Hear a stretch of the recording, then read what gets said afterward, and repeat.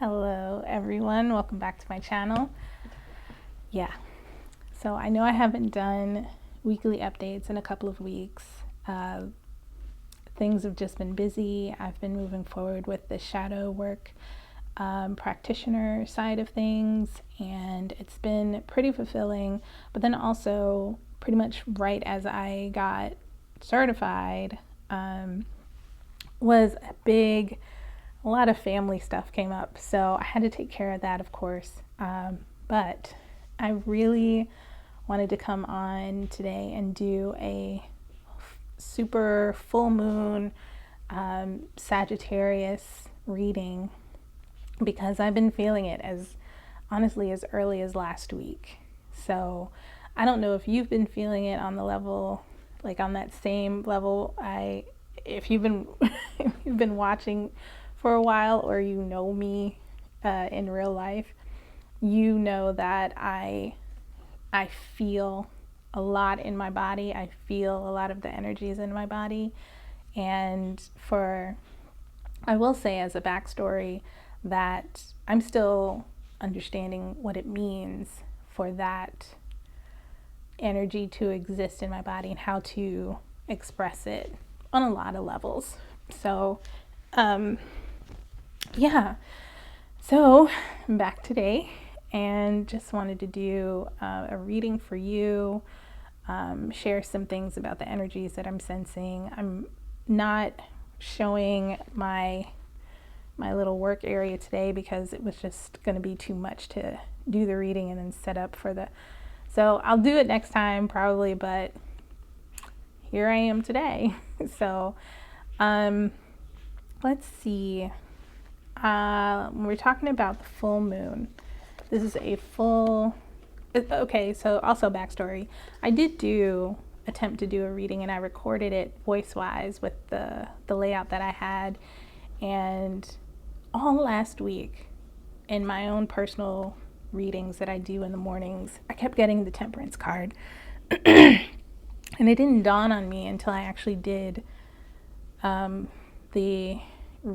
reading that I meant to post, or I was intending to post, that I realized that the Temperance card is connected with Sagittarius, and that's what card came up for the reading that I meant to do. So I may splice some of that in today if I can remember what it was, but yeah, it was just very interesting. So let's get into this. I pulled out the moon card, and of course the moon is Pisces, but the Temperance card is the number 14 card in tarot, and it's connected to Sagittarius. Sagittarius is about, and these meanings come from different sources, but mainly I started off from my course with Jessica Dore, but temperance can stand for synthesis or drawing from both the rational and the intuitive. And it's funny that that came up because last week for me was this kind of clash of not only, it was this clash of understanding how my intuitive side was meeting up with the real world, and how that was how was I going to take accountability for my own growth, my own expansion, my own, the things that I believed were called into question. It was almost as if who I was on a very deep level, not so much called into question as like a judgment, but how is who I am actually running up against the real world? How is who I am in this day-to-day life? And so questions, if you've been feeling the energy, you may have been trying to understand yourself a bit more, trying to understand people around you, not so much people around you, but trying to understand your relationships on a day-to-day, are like maybe questioning, are you putting in enough? Have I checked in? Have I checked in? Have I been true to who I am as a friend or as a partner or as a family member? Are my beliefs matching up with my actions? That kind of thing. So, yeah. It's also interesting. I started back climbing and working out, so my hands are, they're always rough. It's whatever. Anyway, all right, let's keep it moving. But yeah, temperance, Sagittarius, and that's what we're looking at today. And it's kind of with this full moon energy. It is, it's an expanded sense of that. So it's almost as if we're like, whoa, deep questioning, deep time with self, but in a way that really dives into, what is it that I really want out of my life? And am I being that, am I being true to that? And are there things that I just need to let go of completely? Now, of course, if you've been on my channel before, you've heard me talk about the full moon from the sense of the feminine. And this is the space where we are actually birthing something new. So this is just an explosion of personal growth, an explosion of pulling what has been hidden away to the forefront, and wondering, can we deal with all that energy? Because Sagittarius is a fire sign. Sagittarius is about Sagittarius, when I say Sagittarius, is about Sagittarius is known for philosophies, known for travel, known for being like a big thinker, like about thinking about the whole picture kind of a deal. So let's see. I had pulled out several cards from the Moonology deck. And yeah. Wow. So there are 3 cards that I'd pulled out because we're dealing with a supermoon. Know that emotions are high. Again, you're probably being very emotional with yourself and emotional with your expressions, maybe even questioning whether your emotions are whether your emotions are centered. And I say that from looking at this, when we draw from the rational and the intuitive, are they meeting at the right place? And is it coming out of your mouth properly? Or is there more rational coming out than the intuitive, and you're not really sensing, what you're saying or putting out in the world is helpful for you? Or is it the right blend, basically? So emotions are running high with the supermoon. And then, so emotions are running high with the supermoon. Conclusions are within reach with a full moon eclipse. Yeah, this is a full moon eclipse. What am I thinking? I completely forgot that part. This is an eclipse. So this is like full moon, eclipse, boo, boo, boo, boo, boo. This is huge. This is huge. Wow. But then, of course, the full moon in Sagittarius is look at the bigger picture, right? So let me go ahead and read. I'm just going to read the full moon Sagittarius because I don't really want this reading to be too long. Okay, we're at 9 minutes already. I've already talked too much. I was trying to keep this short. So full moon Sagittarius.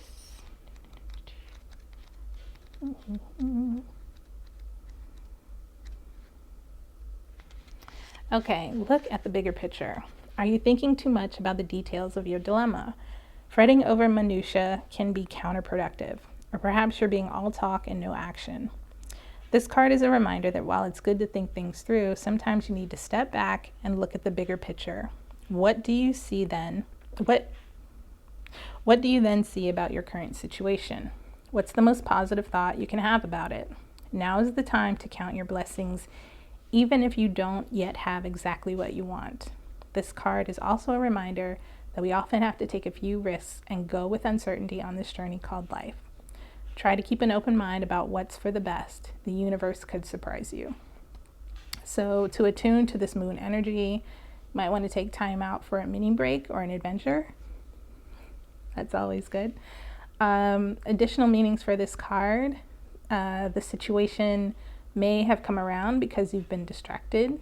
Be confident without being overconfident to win the day. Have you shown that you care? If not, now is the time.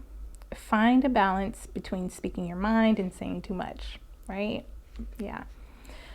So the teaching with this full moon, the full moon in Sagittarius is a time when we are reminded that life is an adventure and there's a big wide world to see beyond our backyard. It's about having fun and being prepared to sail into uncharted territory. It's about big ideas versus the details. No matter when you draw this card, it encourages you to look at the bigger picture. All right, so let's go ahead and get this reading. Also keep in mind, wow. I still am thinking I think I'm gonna start doing I missed Gemini season, I missed Taurus season. But I don't even know if those are they get a lot of looks on YouTube, but I just don't when I'm talking about the monthly reads.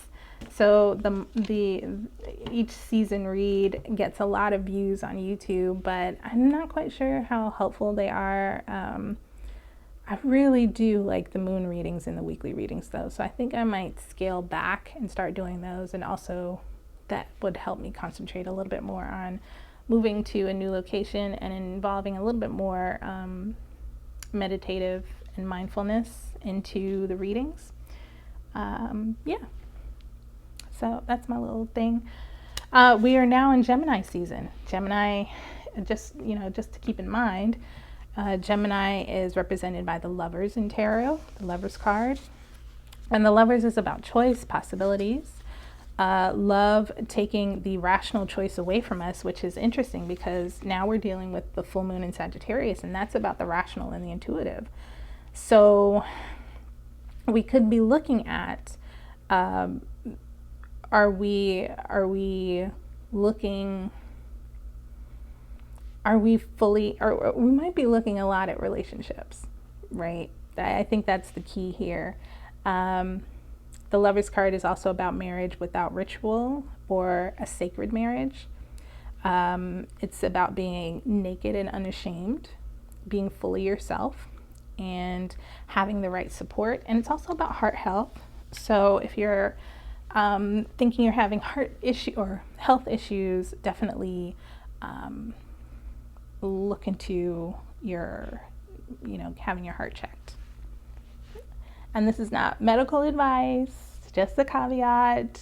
Just want to make sure I say that. This is not meant to override legal, medical, or your own free will. Okay? Great.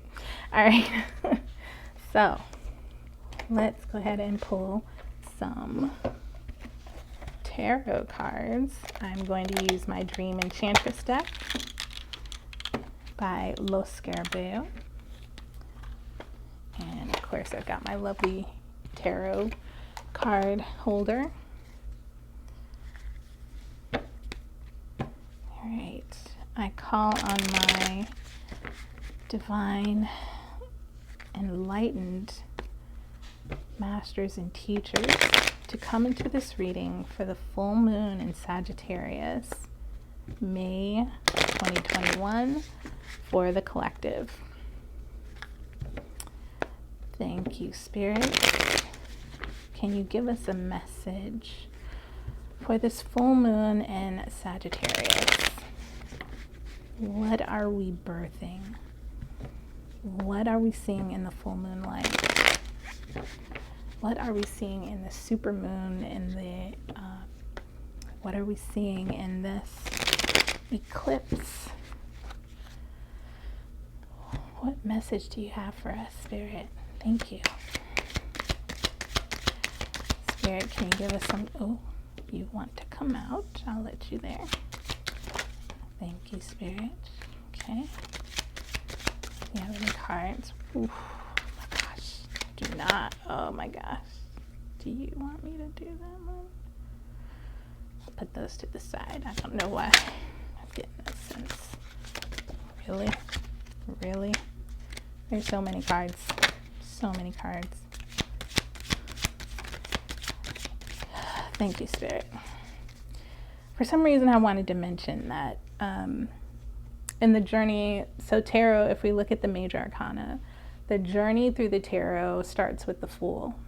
And so we look at how the Fool progresses through the major arcana. And the major arcana is a big theme.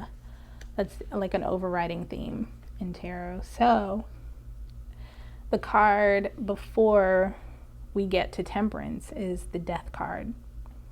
So it's fitting to look at ourselves coming out of an experience of death, near death, or ascension, right? And feeling the energy of, wow, I've dipped my toe into some waters of self-awareness, of deep ego checking, deep shedding of self. And on the other side is this balance. We're now bringing a balance to our waking life. Let's go ahead and look at what we have here, what the guides have given us. And I've got 2 cards off on the side. I don't know what that means. I'm going to keep them off to the side. So the first card we have out is the 2 of Pentacles. The next card is the 7 of Swords. The Ace of Cups. The Magician. The Wheel of Fortune. The World. Wow, a lot of major arcana. The 8 of Swords. And Judgment. And at the bottom of the deck we have the Page of Cups. So yeah, I think this is confirming that something is being birthed. But the question is now what? The 2 of Pentacles speaks to the idea of balance in our resources, finding balance in maybe in our work or in our career. Maybe we've reached a point of balance in that. You know, a lot of things are starting to open back up. We're starting to regain what life was like before the past year or so. Wow. Yeah. Let me take a quick overview of this, though. You know what?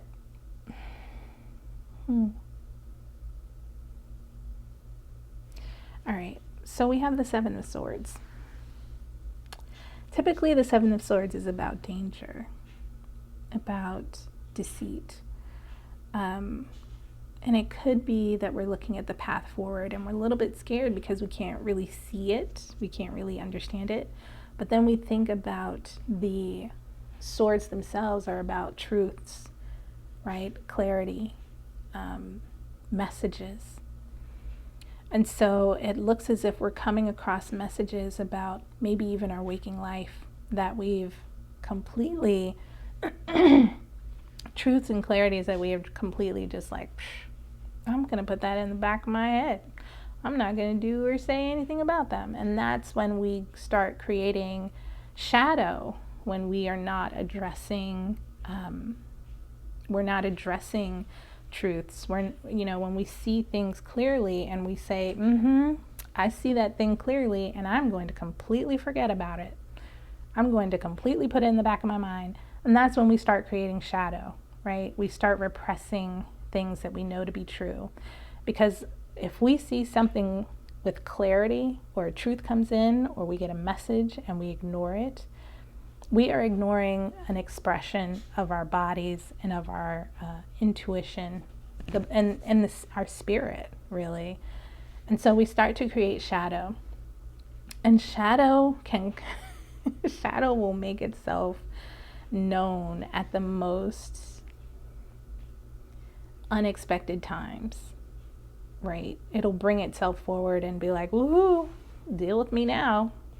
Now it's here.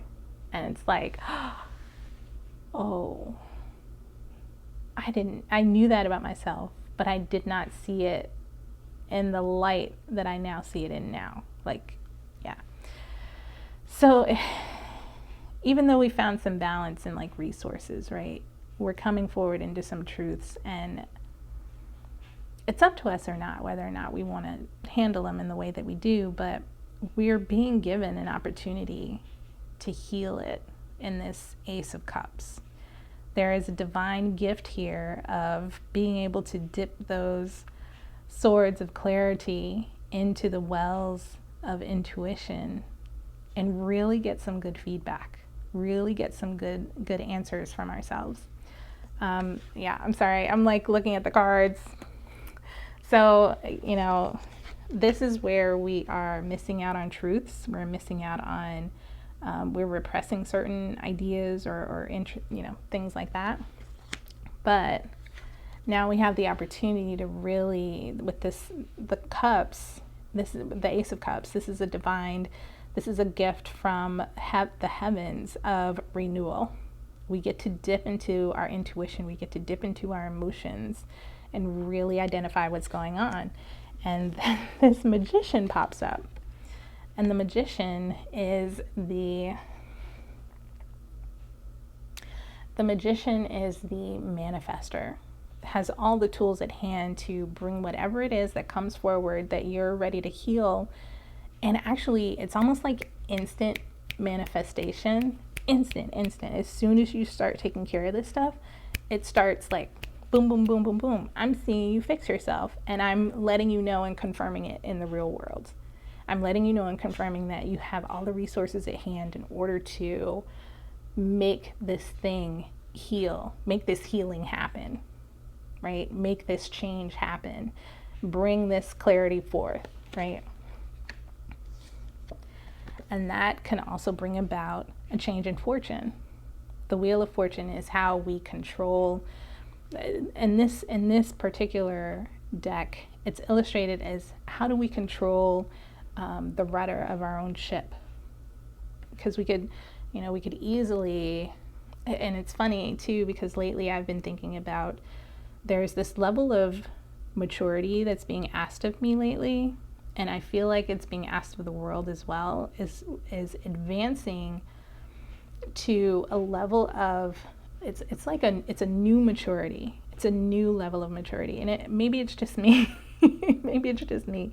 But it's asking for a new level of maturity, and it's saying that we have the ability to make that decision of how we're which way we're going to go, which direction we're going to go. The universe is always saying we can go in a direction we want to. We can go anywhere we want to, but the hope is that we're listening and using the tools that we've been given to go in the direction that is right for us, not just going in any old direction.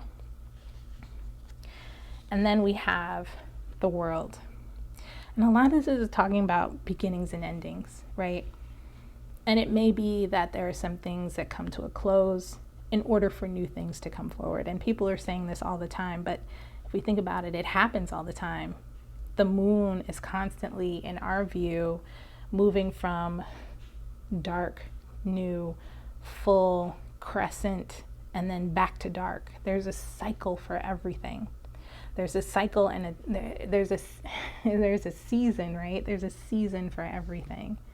And as one thing starts to open up, other things start to close.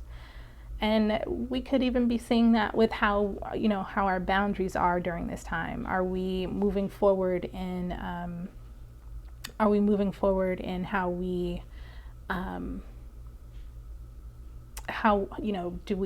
do we wear a mask, that kind of thing. We're thinking about our personal boundaries and how they now close off or expand as well. And that's not just that's just an example.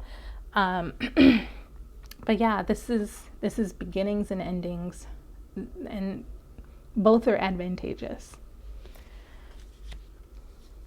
just because something ends doesn't mean that it's the end of the world. It's just the end of the world as you knew it. And now a new world is coming forward. And that could also be said for the energy, the space that we're coming into now. We're moving into a new world, which requires us, if we're having, if we're having a hard time seeing or freeing ourselves from old patterns, this is where we see it again. And yeah, we've got to let go of something, because this Eight of Swords is about, we're not seeing ourselves fully. We're not seeing ourselves in the right light. We're not seeing ourselves, we're denying how we see ourselves, which again is creating shadow. And we have all the tools around us to free us, and this is confirmation of that. And then finally, we have the Judgment card. This is a call to new life. And even though it's actually the second to last major arcana, and the World card is the final card in the major arcana, this is the one where it's like, look, you're being called to a new life. And this card is kind of indicative that it's going to happen. You're going to be called to a new life. Nature is calling you. Life is calling you. And it will not be ignored. So let me take a look at these two cards that were just like, pull them out, but put them to the side. Wow. The Moon card and the Queen of Pentacles. So this must just be for me. There is value. There is value in the shadow and looking at, and I'll say this about the Queen of Pentacles, right? The Queen of Pentacles and the Moon card. And if we look at it, hopefully you can see that properly. So the Queen of Pentacles is here looking into this mirror, but even the direction she's looking in, it's almost as if you're imagining that she's seeing, right? She's seeing this archer in the Moon card is directing that arrow toward her. And the Moon is all about the value of confusion, the shadow parts, the parts of ourselves that we've rejected. They're coming directly, well, I think it's for me, but it could be useful for you, but it looks as if the shadow is about to come in very deeply and in a big way. So I hope that resonates. Hope parts of that resonate. If not, there's always next week and another reading. And let me go ahead and get some guidance for you as we close out this full supermoon lunar eclipse in Sagittarius reading with archetypes cards from Kim Kranz's Wild Unknown Archetypes deck. The last time that I was attempting to do this reading, it was almost as if there were two messages. And I think it was really highlighting this idea from the Temperance card, the Sagittarius tarot card, that, pulling from the rational and the intuitive. And there were two sides of us to consider, the one that we idealized and the one that we had hidden away, and considered it, venomous, considered it hurtful. Wow. So let's go ahead and get some guidance. Spirit, can you give us some guidance for this reading? No, that's too many. Can you give us one card? Some guidance. Thank you, Spirit. Ooh, wow. So, remember when I pulled up these cards, right? Talking about these are the side cards that came out. The Queen of Pentacles and the Moon, and I talked about the Queen of Pentacles looking into her hand mirror and seeing the archer, right, from the Moon card coming out of the confusion and have it hit directly, right? This is the card we get from the archetypes card. The Mirror. Can you see that? I feel like it's a little washed out. Let's do this. Maybe that's helpful. So the Mirror. You can see that shard. You can see there's a full moon there. It looks like. Yep. There's a shard and there's a full moon. Yay. Isn't spirit just great? Isn't the message just great? Okay. All right. The Mirror. Let's look this up. And because we're at 30 minutes and I need to go. Let's see. I need to remember my Roman numerals. Okay. Nope. Okay. Let's see. The Mirror. The Mirror. The reflection, the illusion, the looking glass. We look into mirrors every day without recognizing them as portholes to another realm.